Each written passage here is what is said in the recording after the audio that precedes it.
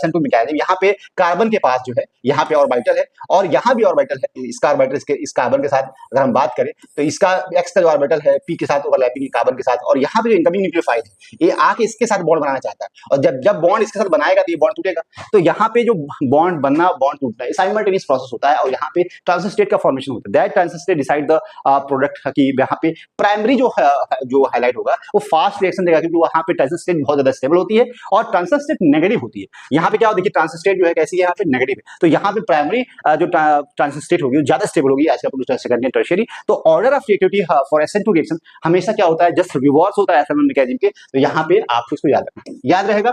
तो यहाँ पे होता क्या है कि जो SN2 मैकेनिज्म होती है हमेशा जो रिएक्शन न्यूक्लियोफाइल जो होता है कार्बन के साथ जो बॉन्ड रहा है बैक साइड से अटैक हो रहा है, वहां पे जो ये सारे जो है आपको पता है कि इधर भाग आएंगे, उस कंडीशन में इन्वर्जन ऑफ कन्फिगरेशन होगा। तो जो भी जो है आपका कन्फिगरेशन यहाँ पे है, यहाँ पे S है तो यहाँ पे R हो जाएगा, यहाँ पे अगर R है कन्फिगरेशन तो यहाँ पे S हो जाएगा। मतलब ये कार्बन कैसा होना चाहिए, कायरल सेंटर होना चाहिए उस कंडीशन में। मतलब ये सब अटैच जो कार्बन जितने भी एटम या ग्रुप जुड़े हुए हैं वो सारे सब आपस में डिफरेंट होने चाहिए। उस कंडीशन कार्बन को हम बोलते हैं स्टीरियोजेनिक सेंटर, और उस सेंटर पे अगर न्यूक्लियोफिलिक अटैक होता है, न्यूक्लियोफाइल अप्रोच करता है बैक साइड से, तो वहां पे इन्वर्जन ऑफ कन्फिगरेशन होता है। उस कंडीशन में जो स्टेप है ये बहुत ही रेट डिटरमिनिंग स्टेप होता है, स्लो स्टेप होता है, और यहाँ पे ट्रांजिशन का फॉर्मेशन होता है।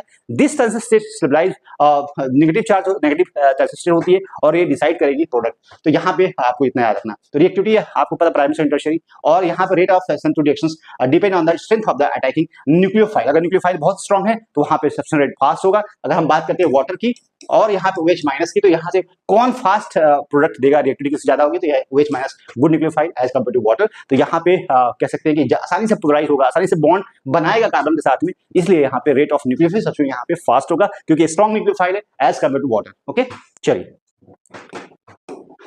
अब यहाँ पे अगर बात करें कुछ यहाँ पे न्यूक्लियोफाइल का ऑर्डर दिया हुआ है कि CN है, आयोडीन है, आयोडाइड है, OR है, O माइनस है, ऑल दीज आर न्यूक्लियोफाइल। तो यहाँ पे नॉन पोलर सॉल्वेंट, इंपॉर्टेंट बात क्या है, non polar solvent strong nucleophile and high concentration of nucleophile favour the SN2। Non polar solvent का मतलब है ये प्रोटीन सॉल्वेंट होना चाहिए, नॉन पोलर सॉल्वेंट होना चाहिए। DMSO हो गया, यहाँ पे डाइमेथिल फॉर्मेमाइड हो गया, यहाँ पे एस्टोनाइट्राइल हो गया, ऐसे सॉल्वेंट हो जिसके पास प्रोटॉन नहीं हो, हाइड्रोजन H+ देने के लिए